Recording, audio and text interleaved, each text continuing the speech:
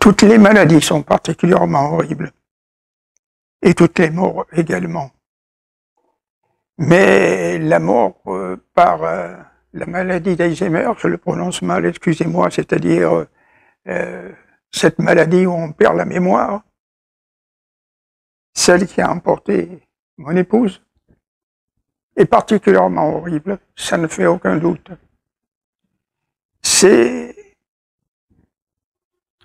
Il existe plusieurs sortes de fins par la maladie d'Alzheimer. Une des plus courantes, c'est celle qui fait que la personne ne parvient plus à s'alimenter. Enfin, s'alimenter, bien souvent, elles ne parviennent plus à s'alimenter. Les personnes touchées par cette maladie, nous devons les alimenter. Mais bien souvent, leur propre corps fonctionne mal. Et en fin de parcours, souvent, la nourriture passe mal. Au lieu de passer dans le tuyau qu'il faudrait pour aller dans l'intestin, il arrive très souvent que la nourriture descende dans les poumons ou passe un peu dans les poumons, ce qui provoque souvent des infections et souvent les infections lorsque la personne est atteinte de la maladie et souvent les infections emportent les personnes. C'est souvent comme ça que ça se produit. Alors, en ce qui me concerne, mon épouse a été atteinte de cette horrible maladie. Et le hasard a voulu vous savez que je ne crois pas au hasard, donc ce n'est pas un hasard qui a voulu ça, mais je ne sais pas quoi au juste, qui a voulu ça. J'attendais à l'hôpital, nous attendions à l'hôpital, je crois, pour une visite en cardiologie, si je me trompe pas. Oui, ça devait être ou bien une visite des yeux, ou bien une visite en cardiologie. Et il y avait une sorte de salle d'attente, enfin, un endroit où les patients attendaient, les patients et les patientes. Et il y avait là un couple, et une femme, la femme du couple, m'expliqua que son mari était atteint de la maladie d'Alzheimer. Effectivement, il était à côté d'elle et il semblait là, mais il était là, mais il semblait ailleurs. Cette femme m'a expliqué comment elle suivait son mari. Elle aidait son mari à finir sa vie malgré la maladie. Elle m'a expliqué que c'était l'attention qui comptait le plus, l'attention, être attentionné à eux et être toujours présent. C'est donc, je savais nous savions, ma femme et moi, elle savait, et je le savais aussi, la maladie avait été découverte, mais elle n'en était pas encore à ce stade-là, pas du tout, elle en était à plusieurs années de là. Et vous voyez que ce n'est pas le hasard qui m'a fait parler à cette personne. Nous étions dans la salle d'attente pour une visite, je vous ai dit, une salle d'attente, des yeux ou du cœur, je ne me rappelle plus. Et cette personne a déclaré que son mari était atteint de cette maladie et ce qu'elle faisait pour lui. Vraisemblablement qu'elle avait déjà senti ou ressenti que ma femme avait cette maladie et que son devoir était de m'informer. C'est en effet ce que j'ai fait. J'ai été informé et j'ai essayé de suivre le mieux que je le pouvais ce qu'elle m'a dit. Je dois dire que En ce qui concerne le médical, c'est-à-dire les médecins, et particulièrement le médecin traitant, il n'y a pas eu d'aide, il n'y a pas eu de soutien, il n'y a pas eu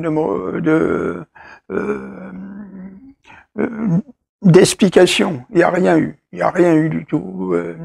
C'était plutôt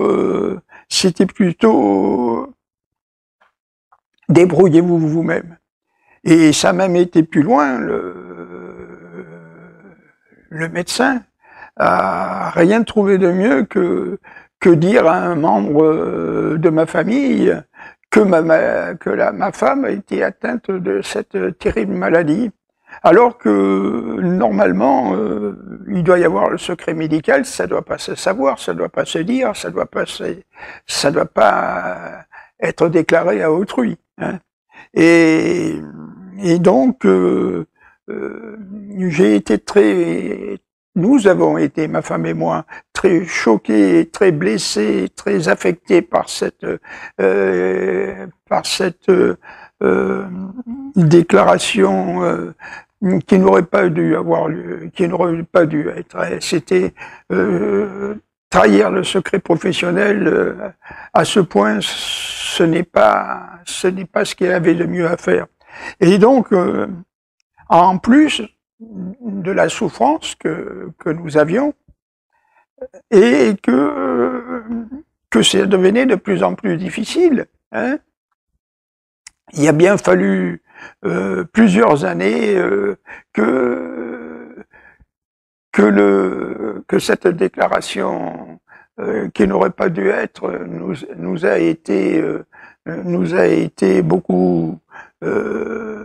a beaucoup embarrassés, beaucoup. Je considérais que ça devait pas être dit. Hein, et alors malheureusement, en plus, déjà comme si ça ne suffisait pas de dire ce qu'il n'y avait pas à dire, mais c'est tombé sur un membre qui quelque part, nous avions ressenti qu'il en jouissait de ce savoir, c'est un être particulier, et le malheur d'autrui est pour lui une source de, comme il est malheureux lui-même, ce membre de ma famille, eh bien, le malheur d'autrui est pour lui une sorte de jouissance qu'il trouve très triste. Mais ça, c'est un aparté. J'ai fait cet aparté parce que je considère que le milieu médical et que ce médecin a vraiment, d'abord, il nous a jamais soutenus. Jamais. Ensuite, chaque fois qu'on lui parlait de cette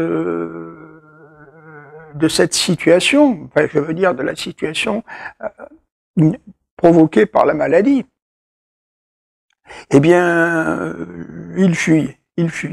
Et là, cette patiente qui attendait dans la salle d'attente m'a donné sa méthode qui lui avait été communiquée, je ne sais pas si c'est par son médecin ou par un ami, comment faire pour aider le mieux possible la personne affectée par la maladie. Et j'ai scrupuleusement suivi ce qu'elle me conseillait de faire. Ce qu'elle me conseillait de faire était simple et à la fois il fallait le faire vraiment tout le temps. C'est-à-dire être le plus près possible de la personne affectée par la maladie. Si c'est votre propre conjoint ou conjointe, vous pouvez le faire, je pense. Et si là, vous n'êtes pas en activité, et heureusement je n'étais plus en activité, j'étais à la retraite, nous étions tous les deux retraités, ma femme et moi, et donc j'ai pu maintenir ce qui était nécessaire de faire, c'est-à-dire être toujours près de la personne et l'aider le plus possible. D'abord dans les moments où elle perdait le moral, ce qui est très compréhensible, et la soutenir, lui dire mais je suis là, je suis là, je suis là, et être là, pas simplement lui dire je suis là, mais être là. Alors ce que j'ai fait, c'est que j'étais toujours présent, toujours présent, toujours présent. Du jour que ça a été diagnostiqué, que ça a été découvert, jusqu'au jour où à l'hôpital elle est partie. La présence, c'était pour tout, pour tout, pour tout. Bien sûr, au début, c'était une présence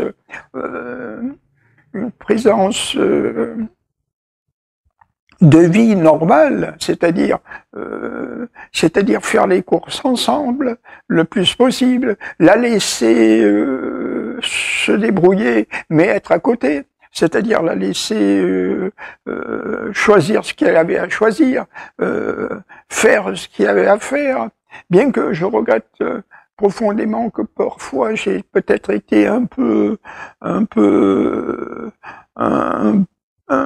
je n'ai pas assez laissé faire ce qu'elle voulait faire, mais lorsque je la laissais pas faire, c'était pas pour lui porter grief, ni préjudice, ni l'empêcher. C'était tout simplement parce que je m'apercevais que c'était peut-être pas ce qu'il fallait faire et que si elle faisait ce qu'il ne fallait ne pas faire, ça allait encore plus la contrarier, parce qu'elle allait être encore plus en difficulté, parce qu'elle allait se dire oui, je suis mal, je suis mal, je suis mal, et il fallait lui effacer l'empêcher d'avoir à protester, parce que plus elle protestait, plus elle était mal, plus elle était malheureuse et plus elle en souffrait. Donc il fallait que je le fasse, et ce que j'ai fait le plus adroitement possible, j'ai essayé de l'aiguiller, et cela a pris des années, des années, parce que la maladie avait été bien diagnostiquée 10 ans avant son décès, au moins 10 ans.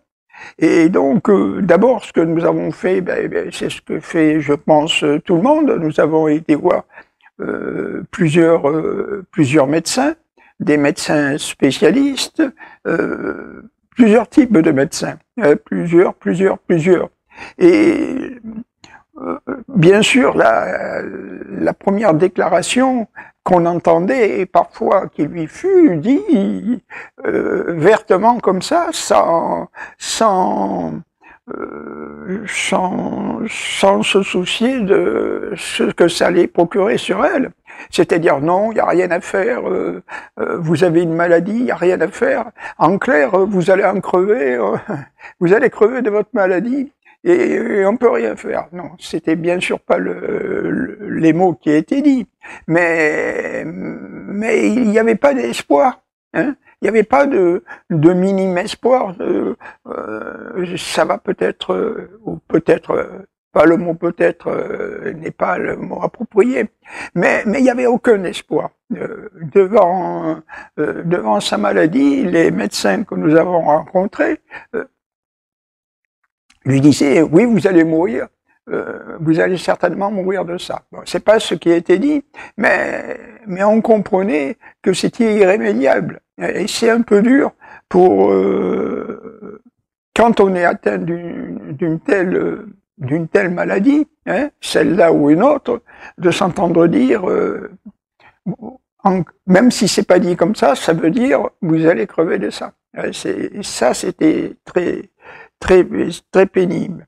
Par contre, personne ne m'a expliqué, personne, à part cette patiente qui attendait à l'hôpital en même temps que nous, eh bien, qui avait son propre mari atteint de cette maladie, hein, qui était terrible, on lui avait expliqué à elle que la meilleure des méthodes, c'était, si on le pouvait, bien sûr, si on le pouvait, si vous ne pouvez pas, si vous pouvez vous mettre en arrêt maladie pour suivre votre conjoint ou conjointe, faites-le. Faites-le, faites-le. Hein. Parce que je pense qu'on peut se mettre en arrêt de maladie pour dépression soi-même. Hein. Moi, j'étais pas en arrêt de maladie pour dépression, j'étais plus en activité, j'étais retraité. Donc, j'ai passé au moins 10 ans de ma vie à la suivre, à l'accompagner. C'est pas la suivre, mais c'est l'accompagner. Être toujours présent, à tous les moments possibles. Alors, je dois dire que ça a été particulièrement pénible, pas moi, pour moi pénible, mais notre propre situation. Parce que la tragédie a voulu que son propre frère, un de ses propres frères, parce qu'elle en avait deux, ait eu la même maladie, mais bien avant elle, et donc elle a suivi son propre frère. À ce moment-là, elle ne le savait pas. Elle ne savait pas qu'elle avait la maladie, mais c'est ce qui lui a déclenché l'idée d'aller se faire ausculter elle-même, hein, parce qu'elle a vu son propre frère, elle l'a suivi un peu jusqu'à la fin. Elle n'a pas pu parce que son propre frère vivait à l'étranger et nous vivions ici, et elle devait partir pour aller là-bas. Elle avait un autre frère. L'autre frère s'occupait du frère malade, mais elle partait souvent l'aider et participer à ce qu'il y avait à participer, c'est-à-dire vivre auprès de son frère malade, qui avait dû être mis en arrêt de travail d'ailleurs, parce qu'il était artisan tôlier, hein, pour les voitures, et il avait dû se mettre en invalidité. Il avait dû se mettre en invalidité parce que la maladie a tellement été diagnostiquée d'une façon certaine et d'une façon qui l'a poussé qui l'a obligé à être mis en invalidité. Il s'est donc mis en invalidité et d'abord est resté chez lui. Hein. Son frère venait à la maison, son autre frère venait l'aider à la maison, et ma femme partait de temps à autre. Elle partait plusieurs mois là-bas, ou nous partions plusieurs mois là-bas, ensemble, pour aider. Alors là, nous avons connu cette tragédie qui a été la maladie d'Alzheimer. Et en fin de... Quand c'est devenu trop difficile, nous l'avions mise dans un établissement parce que son autre frère étant marié et ayant des enfants lui-même, il ne pouvait pas toujours être là, nous non plus, et la vie a été une tragédie. Donc il est décédé dans l'établissement, enfin pas exactement dans l'établissement, il est décédé à l'hôpital parce que dans l'établissement où il se trouvait, il avait été transporté dans un hôpital et il est décédé à l'hôpital. Là, ma femme s'était rendue compte de la tragédie qu'est cette maladie. Hein. C'est pour ça qu'elle a fait tous les examens pour savoir si elle-même avait cette maladie ou ne l'avait pas, ou pourra avoir cette maladie ou ne pas pouvoir l'avoir. Eh bien, le drame a voulu qu'il lui soit qu'elle ait elle aussi la même maladie, mais pas déclenchée au même moment, mais qu'elle ait la même maladie. L'autre frère, non. L'autre frère, ça va très bien. Mais ma femme était porteuse de la même maladie que son jeune frère, parce que elle a vu que parmi les examens, alors bien sûr, nous avons fait, comme je viens de vous le dire, nous avons fait plusieurs visites. Ce qui a été le plus dramatique, c'était les médecins traitants. Nous avions eu 2 médecins traitants. Une femme qui a pris sa retraite et qui s'est arrêtée, mais encore la femme était plus ou moins, je dirais proche, je dirais compatissante de la maladie de ma femme. Mais le médecin qui a suivi après, c'est vraiment dramatique. C'est vraiment dramatique qu'il n'ait pas porté plus de soutien que ça. C'est pas parce que les soutiens médicaux sont pratiquement nuls, qu'il n'en existe pratiquement pas, qu'il n'existe pas le soutien psychologique. Et ça a été le total manque de soutien psychologique. Pas simplement le manque total de soutien psychologique, mais déclarer à une autre personne la maladie de ma femme. C'est inadmissible. Alors je souhaite que dans votre entourage, ou que si un des membres de votre famille ou votre propre conjoint ou conjointe et la même maladie, faites attention à votre médecin traitant, qu'il n'ait pas qu'il ne commette pas la même erreur, hein, qu'il ne commette pas, parce que c'est vraiment difficile à supporter. Alors, ce que je peux conseiller, c'est ce que m'avait conseillé cette patiente qui attendait dans la salle d'attente. C'est-à-dire, à partir du moment où vous savez que votre soit conjoint, soit conjointe, soit mère, soit père, soit frère, soit sœur, enfin un membre proche de votre famille, ou même une amie ou un ami, c'est de faire en sorte que vous puissiez l'accompagner. L'accompagner. Moi, l'Éternel m'a permis de l'accompagner jusqu'à la fin. Et croyez-moi, c'est vraiment la chose que je regrette le moins. Si on regrette des choses, hein, comme le chantait Édith Piaf, je ne regrette rien. Oui, je regrette des choses, mais sûrement pas ça. Et donc, d'accompagner la personne atteinte, de l'accompagner tout le temps, de lui permettre de penser à autre chose, hein,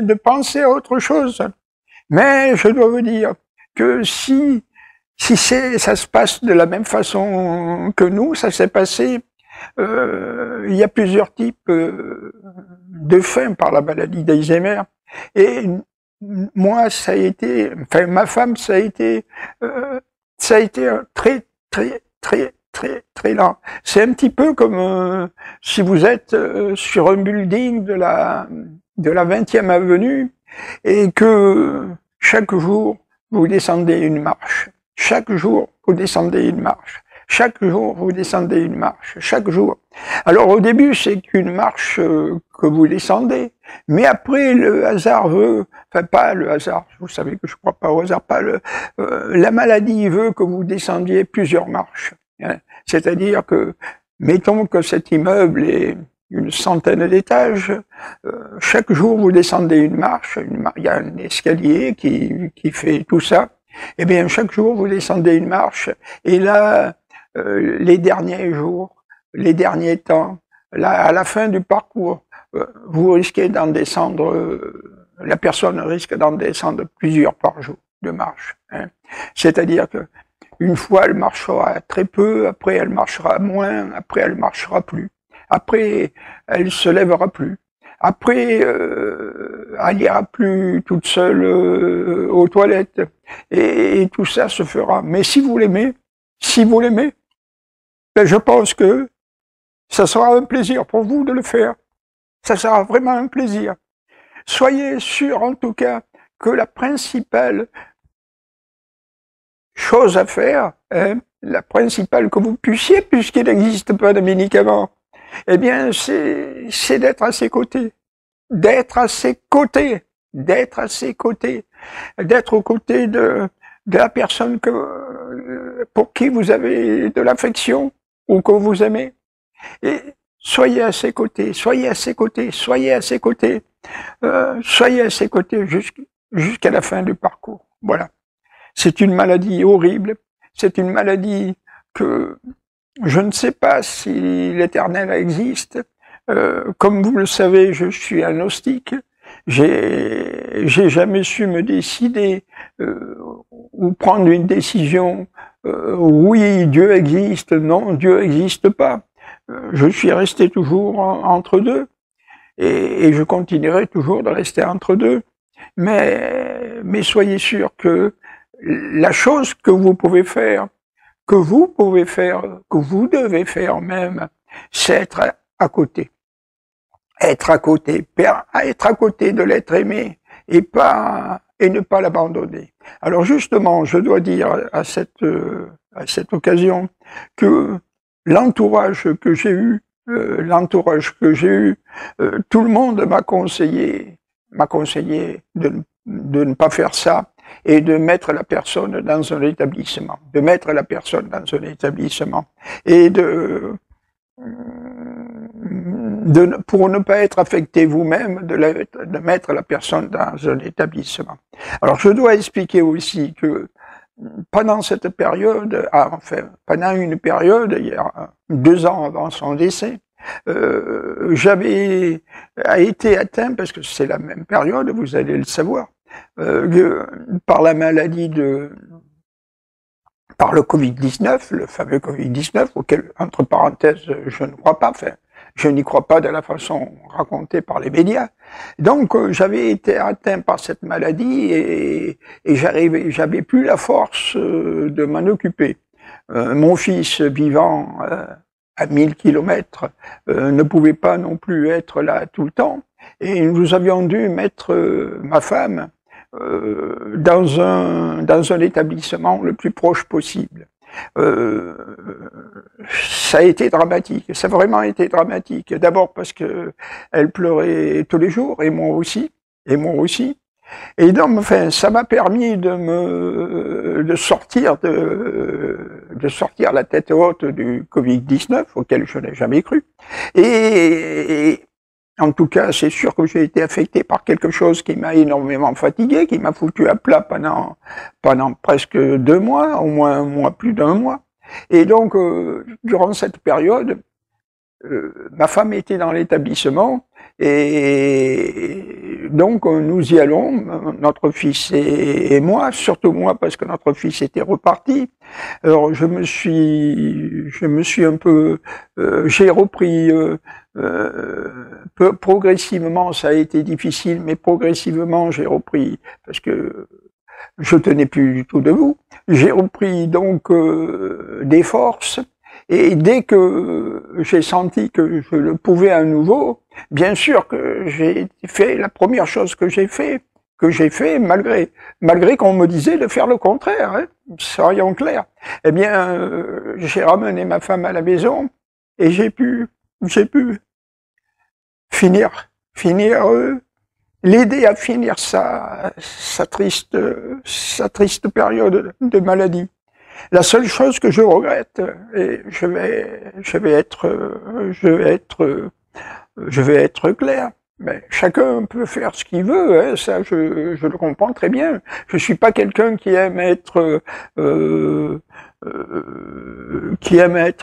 contraindre les personnes à ne pas faire ce qu'elles veulent. Hein. Cela pour tout. Hein. Voilà pour tout. J'aime bien que une civilisation, une société est libre. Hein.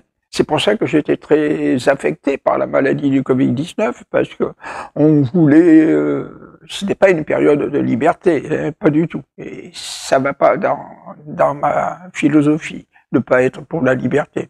Alors donc, pendant la seule chose que je pense, c'est pour une société, c'est qu'elle doit être libre. Ce que je reproche à la France des Lumières, et qui très souvent s'est donné des leçons à autrui, c'est de ne pas adopter ce qui se passe en Suisse, ce qui se passe au Luxembourg, ce qui se passe au Canada, ce qui se passe en Belgique, de façon différente. Soyons clairs, de façon différente. Le choix de l'euthanasie, hein, c'est-à-dire mourir, accepter que les gens puissent décider si oui ou non ils veulent partir. Voilà, si oui ou non ils veulent partir. Voilà, c'est tout ce que je peux reprocher. Hein. C'est très bien, beaucoup de choses sont bien ou pas bien, mais celle-là, je la trouve vraiment mal d'empêcher les gens qui veulent partir de pouvoir partir. Parce qu'il leur reste quoi enfin. Il en reste quoi? Ben simplement des moyens difficiles. Hein, des moyens difficiles. Hein. Pas tout le monde peut faire comme les Japonais, harakiri, se planter un couteau dans le ventre. Pas tout le monde peut prendre un pistolet s'il a l'occasion d'en avoir un et se tirer une balle dans la tête. Hein. Pas tout le monde peut accrocher une corde à un arbre et se pendre. Hein. C'est ça ou d'autres choses. Pas tout le monde peut faire ça. Hein. Pas tout le monde peut monter très haut et se jeter dans le vide. Hein. C'est des moyens violents. Hein. C'est des moyens violents. Il vaudrait mieux laisser les gens qui veulent partir s'en aller. Hein. Ça coûterait pas très cher. Et ensuite, ça prouverait que la liberté de choix est respectée. Hein. C'est tout. Hein. Cette liberté a bien été ouverte, ces libertés qui n'existaient pas auparavant, ont bien été ouvertes dans bien des domaines. Je ne vais pas dire lesquels, vous savez qu'avant il y avait des choses, des possibilités que les gens n'avaient pas. Maintenant, l'ouverture a été beaucoup faite, hein, sur ceci, sur cela, sans que je précise. Eh bien, là, je comprends pas pourquoi, non, je ne comprends pas. Hein. Qu'on n'aille pas me dire, non, il n'y a rien. Il devrait exister la possibilité de choisir. Il devrait exister la possibilité de choisir. Vous n'obligez pas les gens à le faire, non. Simplement, ceux qui veulent le faire, le font. C'est tout. Le font de façon légale et médicale. Voilà. C'est la seule chose que je peux reprocher à l'État. La seule. Alors, je vais en conclure.